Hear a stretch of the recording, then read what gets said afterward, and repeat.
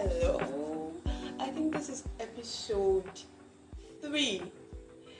Okay, this is Learn Poetry with Tina Truth. Welcome on board, and thank you for following me on the ride thus far. If you've watched episode 1 and episode 2, thank you so much. It's been an honor taking you on this journey. Today, I'm very excited about today's topic. Discerning a bad poem.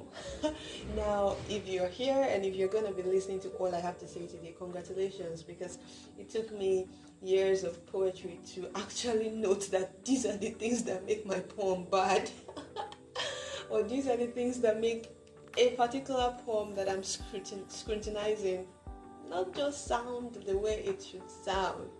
Alright, so if you're a beginner poet and you're just seeing this video, I'm saying congratulations. This is jackpot. So what this means is that you can score your own poems. You can know, okay, did I do great? Did I not do great? So you can save this video, this particular episode, because whenever you write a piece, you can always come back to, check it out, compare some things that I'm going to mention here. Alright, so content. Alright, we've seen this all through. Number 1, who is a poet? We discussed this in the first episode. Who is a poet and parts of speech every poet must know. Then in the second episode, we discussed understanding the figures of speech. Now we are going over to discerning a bad poem. I don't want this video to be too long. Hopefully I can also go into what great poets do, so that the next class I'll just be rounding up. So let me see how this would go. Alright, discerning a bad poem. The first thing I wrote here is lies and whining. Oh my god, I don't lie in my poems. Okay, I don't see any reason why you should lie in your poems. Yeah, they say that we say a lot of things that are not true. We are not like that. Poets don't lie, we exaggerate. Exactly. So we can literally exaggerate your feelings and express them better than you would have expressed them. So if somebody were to meet me and is like, I want to write a birthday poem for my friend, alright? The first thing you should ask this person, give me the details of your friend. What do you want to communicate to this your friend? How has she been to you? Can you give me some instances or some things she has done to you that you would like me to mention in this poem? Basically, just find out something. Don't go and lie. Don't write a poem saying, oh, you are the fairest of them all. Your hair drops below your neck like rainbow clouds falling on. Oh my god, what am I saying? Like rainbows falling from the sky. Okay, I think that makes sense. Don't go and say that. What if you see the girl and she's not the fairest of them all? What if the friend is a dark person? Do you think, just listen to that, your first line. You are the fairest of them all. And this person is ebony black. The person is not even going to complete the poem. Even if you complete it, the person will just feel like this poem was not written specially for me, because you started by whining and lying. So as a poet, do not lie. You can express and over-express a particular thing, but don't lie. They are two different things. One of them is a figure of speech, while the other one is not. Now, if I over-exaggerate something, it is hyperbole. Do you understand? So you can just be beautiful and I'm like, oh, her face glows like the sun. Now, her face literally does not glow like the sun, but her face glows. Her face is just so pretty that I compared her face glow to the glow of the sun. And now that is a hyperbole. But just somebody who is, directly the opposite of that, and you tell the person that, and the person is not true. So be very careful with lies and whining. Don't do that at all in your piece. Don't write about something you have zero idea about, because for poetry, people listen for your content. It's different from music. You can just write one hip hop and people are just listening to the beats. I'm dancing, I'm grooving. But for poetry, people don't really care about the beats. When I want to listen to a poem, just think of it when a poet is on stage or you're reading a poem. Are you looking for beats? No. Are you looking for sound? What you are looking for is content. What is this person saying? what is the content of his or her words. So you have to be careful so that you don't just piss somebody off by saying something that's completely untrue. Now this means that you should do research about a person. If you're writing about a person, if you're writing about a system, research about that system. If you're writing about an emotion and it's an emotion that you've not felt in a long time, research about it, whatever, but just make sure that you have your facts right. All right, so the next thing here is cliches. Cliches. Why would you put cliches in your poem? Look at some cliches I listed out here. Think outside the box. You come and write think outside the box in your poem? For real? Are you a poet? This is a word that everybody, every Tom, Dick and Harry uses. You now come and use it in your poem. What is creative about think outside the box? Yes, it's actually a creative line, you know. Because we're saying think outside the box, because now we're assuming that there is a box and we're telling you to think outside of it. It's metaphorical. But it has been so used to the point that it is now a cliche. I think I would have defined a cliche here. A cliche is just something that has been so used. And they say, you don't see me finish. Is a sentence that you have see finish. Right? So then the second one I wrote here, what doesn't kill you makes you stronger. Come on, we've heard that thing all our lives. Come and tell it to me in a poem that you expect to wow me. Something I've heard all my life. Do you think that if you are telling it to me again, I will be wowed? What is wow? I probably was wowed the first time I heard it. You don't expect me to still be wowed the 1,000th time. The 1,000th, yes, 1,000th time. But I'm hearing it. So the third one, the truth is bitter. This is a cliche. We've heard it over and over and over again. Don't use it. Don't use it. Don't use cliches in your poem. Tina Truth has told you so. Okay, but there's something I wrote here in the end. I said, you can use cliches to your advantage.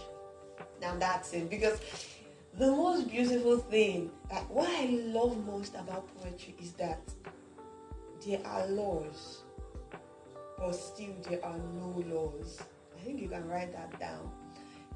Because what I mean by that is this. As long as you're an artist, the major thing is this. Before you break the laws, know the laws. So that when you break them like an artist. You know, there's this movie I was seeing, and the name of the movie, it's called Blacklist. And there's this guy called Reddington, a notorious criminal, like in the FBI's most wanted list.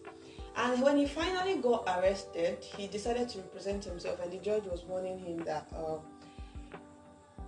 the judge basically was saying that the judge, would not be held accountable. No, the judge was a woman. That she, the judge, would not be held accountable for anything that happens in this court as a result of his limited knowledge about law, seeing as he wants to represent himself instead of getting a proper lawyer.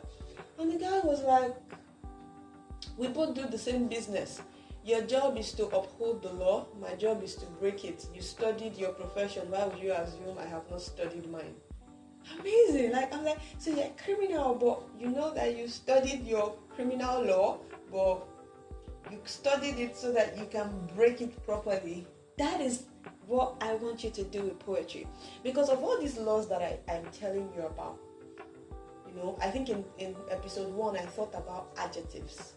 Of all these laws, if you know them, like you know them, okay, I am not supposed to use this in my poem. When you want to use it, you use it like an artist. You break the law like an artist, such that, okay, I think let me find an example. So, there's this thing that a particular poet said. There's a poem, and she said, I think she said, what doesn't kill you?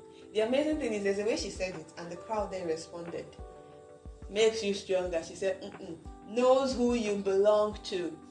Do you get what I did there? So she was like, what doesn't kill you? The crowd said, makes you stronger. And she was like, knows who you belong to. So she tweaked or twisted that cliche to become her own line. Do you understand? Like now, the truth is bitter. I can change it. I'm thinking now, okay, how do I change it? But like, the truth is bitter. I can say something like,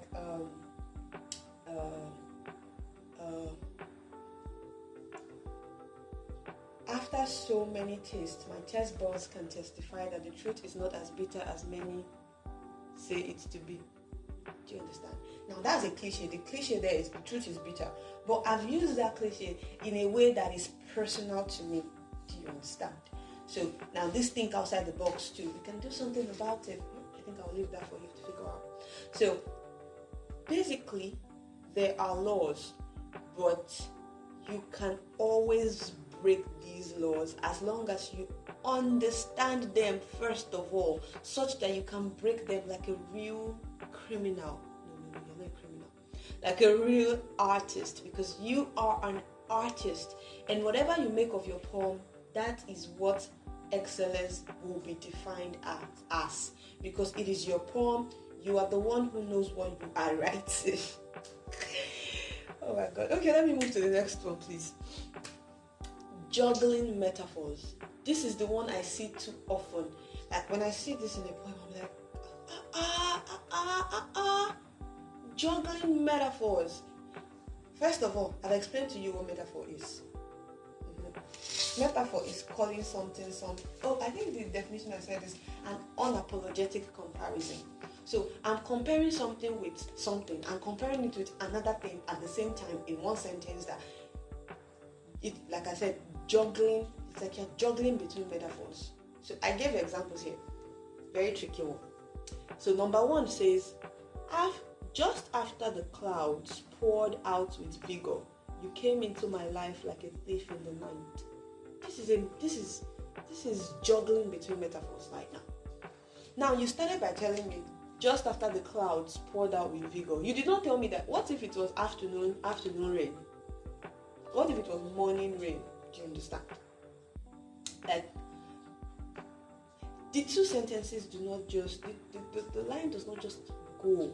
You're saying, just after the clouds poured out with vigor, you came into my life like a thief in the night. Now, how do they really correlate? You're talking about somebody coming into your life like a thief in the night. There's nothing about thief, there's nothing about night in the first metaphor that you used, or in the first line that you used. And now the second line is bringing in something totally different. Now, the reader's mind is trying to understand, okay, what's the storyline here? Now, this is even good because, okay, we can assume that, okay, maybe it was the night rain that fell. But that there is juggling between metaphors. But that's a very mild one that some persons may not notice. But for somebody like me, I will notice that you just switched metaphors. But now let's look at number two. Number two says, at the first light of darkness, she appeared. Like a thief in the night, she crept. Can you see the beautiful flow of metaphor here? First of all, I'm not just coming to tell you came. When I'm telling you like a thief in the night, I've already told you in a way that there was darkness. So I started by saying, at the first light of darkness, she appeared. Like a thief in the night, she crept. Do you understand? So I'm telling you that while it was dark, she appeared like a thief in the night and was creeping, maybe creeping to her room or wherever she was creeping to. The thing flows in your mind. It flows in your mind so that you don't have to think. Because sometimes we'll do stand-up poetry, and you just talk till you're done, and the reader does not actually have an opportunity to really think on each individual line, because as you finish that line, you're saying the next line, and you're saying the next line till you're done. So don't switch metaphors like don't switch it like that. It's not Nigerian NEPA. Alright, so now you can see that number two, the metaphor is flowing. I really hope you understand what I'm saying here, because this is a very technical aspect, right? So let's use the comment section again this time around. If you're at this point, comment below juggling metaphors. Then if you understand, say I understand. So if you don't understand, say juggling metaphors. I am yet to understand. And if you understand, say juggling metaphors. I understand. So if you don't understand, I think I'll explain in the comment section or in our group chat so that we can throw more lights on it. Or maybe I'll give more examples on the group. Okay, so let me move to the fourth one. So I'll come back to number 3. Number 4 says, just after the clouds poured out with vigor, like a rainbow of promise, you showed up in the mist. Oh my God! Oh my God! Can you see the metaphor, the metaphorical flow? After saying just after the clouds poured out with vigor. Now, rainbow is associated with rainfall. Now, I just told you just after the clouds poured out with vigor. Now, that's me telling you there was a heavy rain. You understand? And I say just after the clouds poured out with vigor, I'm telling you there's a heavy rain. I know you should understand that. Then the next line I'm saying, like a rainbow of promise. You know that after a heavy rain, a rainbow usually shows up. So now I'm like a rainbow of promise. Like a rainbow of promise. You showed up in the mist. A mist. Mist is like the cold weather, like dew still falling, like the weather you still Google what mist is. So just after the clouds poured out with vigor, like a rainbow of promise, you showed up in the mist. Do you see how beautiful this metaphor is? Not like this number 1. Just after the clouds poured out with vigor, you came into my life like a thief in the night. Now it could flow. It could flow actually. Maybe you can have a third line. But for these 2 lines here, the 2 metaphors are different, because when you started with just after the clouds poured out with vigor, I'm expecting you to tell me something about the rainfall. I'm expecting you to tell me something about the clouds that poured out with vigor. And you're switching to tell me about a thief that came into your life. Right? But here now, in number 4, as you said, just after the clouds poured out with vigor, like a rainbow of promise, you showed up in the mist. I hope you get it.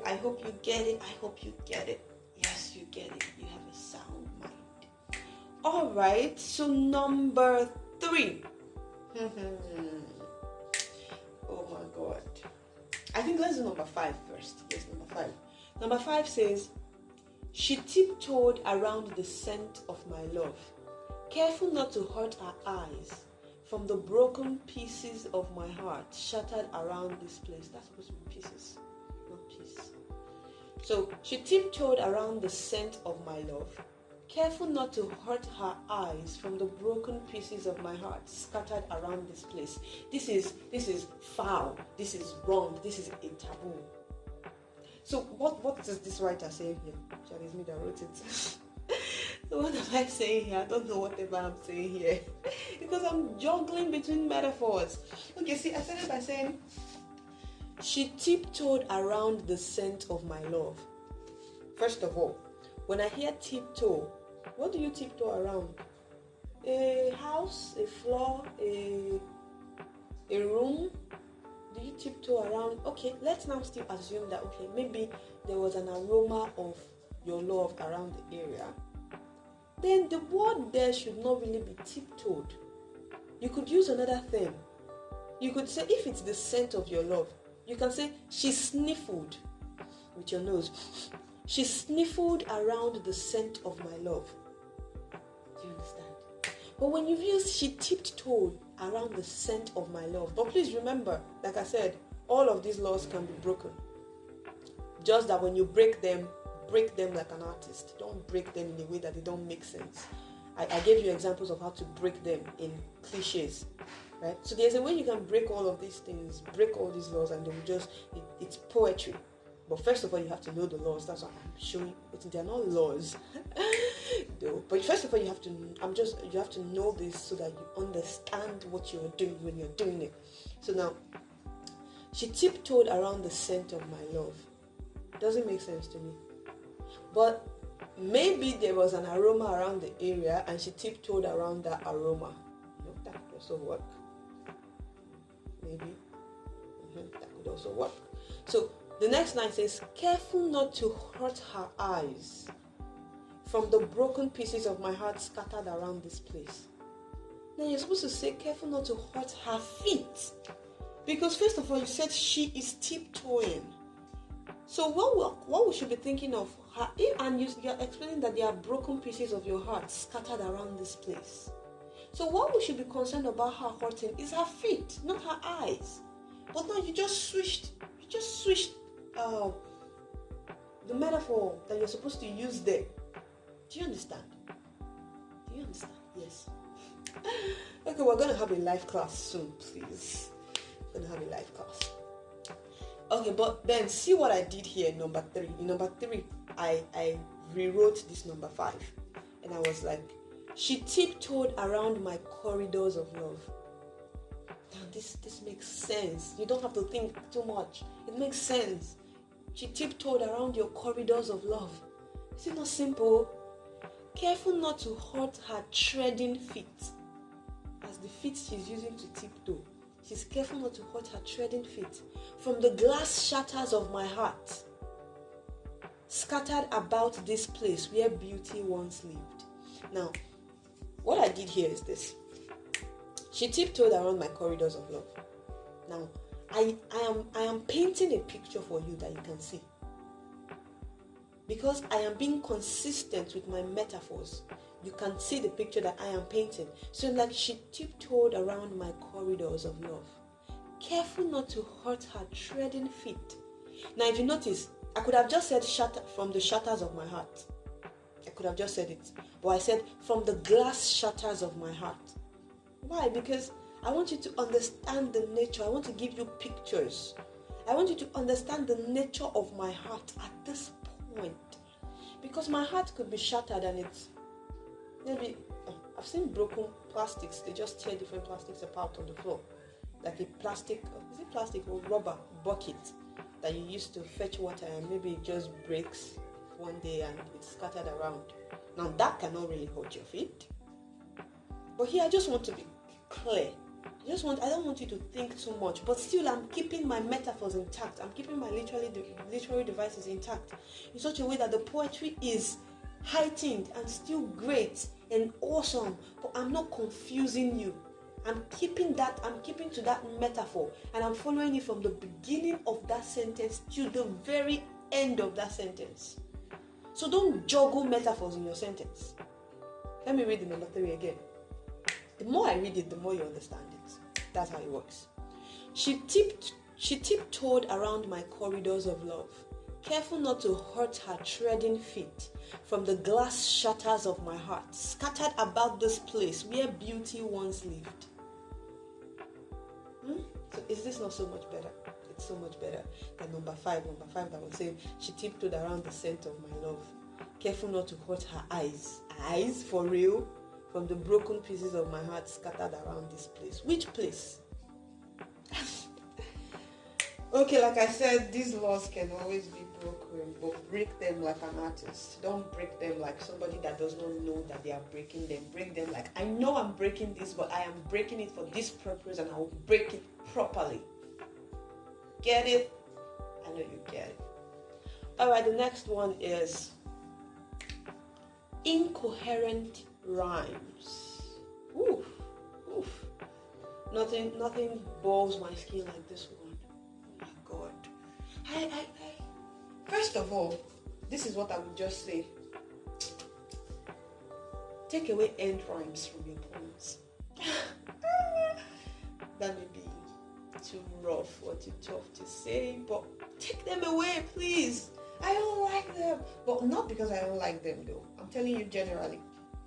When you use end rhymes, right, you tend to force your rhymes. Why do you tend to force your rhymes? Because you have created a poem that always has to end with a particular sound. So instead of you being focused on hitting this thing well and being as creative as you are, first of all, you have boxed yourself into a particular sound that you have to end with, and then you now have to always want to end with that sound in such a way that you are forcing it, and now the reader can understand that you are forcing it. And first of all, who said that poems have to rhyme? Who said they have to rhyme? The reason why the idea of rhymes has just been greatly misunderstood. Yes. Because we grew up listening to or hearing nursery rhymes. But those were for children. Nursery rhymes, like they said, nursery school. Nursery school is like, basic school, like children's school. Now they added those rhymes at the end of every sentence for them so that they would enjoy and play with the sounds and, to help them understand better while they are playing around as though they are singing what they are learning. But don't come around and you want to write a top-notch poem and you are making end rhymes. Every of your line is rhyming with the other one and rhyming with the other one and rhyming with the other one. I'm like, are you serious? Are you really serious? Did you write this poem for matured people, for creatives? Now, there are beautiful ways to rhyme. I'm not against rhyme. I use rhymes, There are beautiful ways to rhyme. And I think I can think of some now to tell you. I think basically what I'm saying is, don't use end rhymes. They are cool. Like I said, this is just me telling you what is not good. But like I said, you can break them like an artist. Now, like you can break them creatively. You can use end rhymes in such a way that they will be awesome. But my dears, like 70% of the time, or more than 70% of the time, people don't use them well. And if you see great poets, they don't focus on rhymes. They don't focus on rhymes at all. Don't focus on rhymes. If they come, good, use them properly. But at that point where you are forcing them, you've crossed the line. That poem is in another direction. So, forced rhymes, lavished rhymes, irregular rhymes, take them away. Irregular rhymes. You started with a particular rhyme scheme, and now you're not continuing with that rhyme scheme.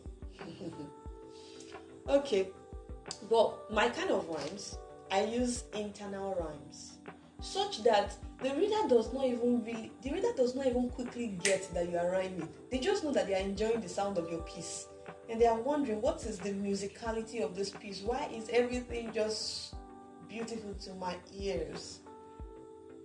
Right? But you are rhyming in the middles. That's what I refer to as internal rhymes.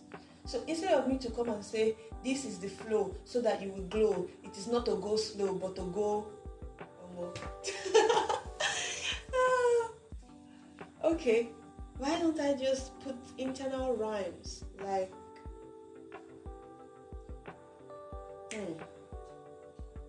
the glory of this story, and those are two rhymes. Glory, story. Do you understand? Yes, you do. So like okay, I think I should have written some of this down. Let me think. Internal rhyme. Do not dine and whine with me like girls. Okay, a boy can tell that to a boy. Do not dine and whine with me like a girl. Now that is dine and whine. Those are internal rhymes. Okay, so I know you get it after those two examples are enough. So, beautiful.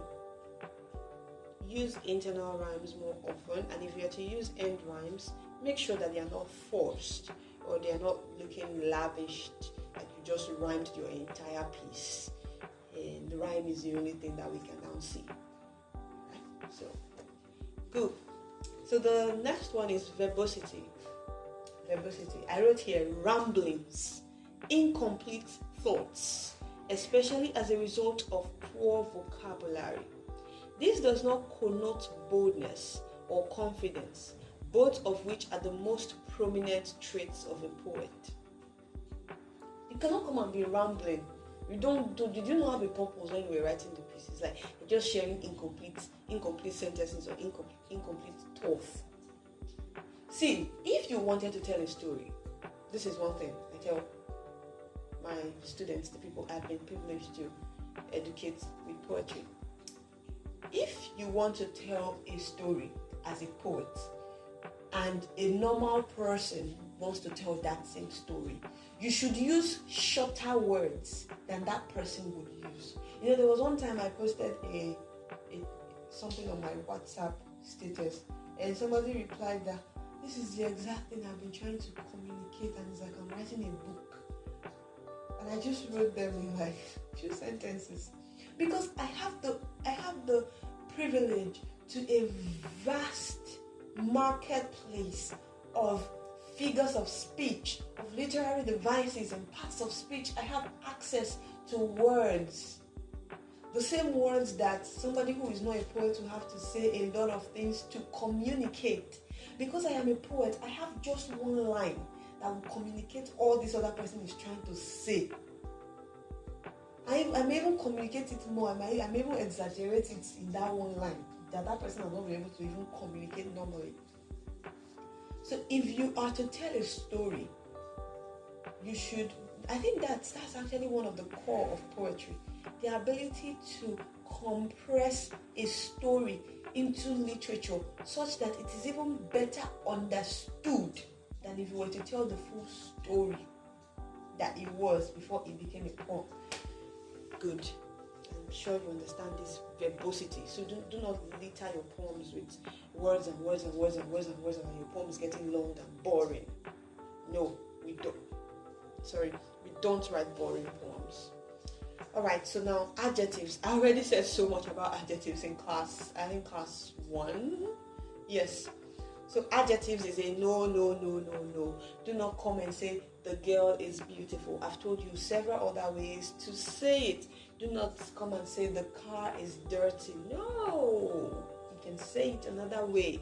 Because when you use adjectives, it limits you from expressing yourself or from using literary devices that you would have used in place of that adjective. But because you have just said, the light is shining, because you have said that the light is shining.